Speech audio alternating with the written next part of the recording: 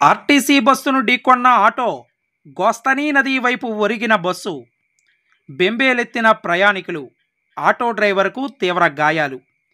వివరాల్లోకి వెళితే పశ్చిమ గోదావరి జిల్లా పాలకోడేరు మండలం పాలకోడేరు గ్రామం మాగొళ్ళు రోడ్డు గోస్తని నది వంతెన వద్ద శనివారం ఆర్టీసీ బస్సును ఆటో ఢీకొట్టింది.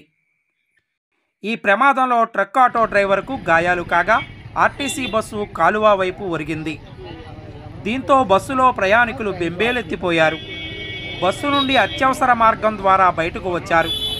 ఈ బస్సు తణుకు డిపోకు చెందిన బస్సు.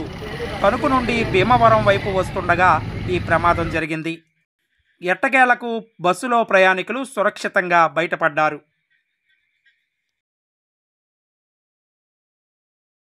నచ్చినట్టయితే లైక్ చేయండి, షేర్ చేయండి, కామెంట్ చేయండి. మరిన్ని వీడియోల కోసం మా ఛానల్ ను సబ్స్క్రైబ్ చేయండి.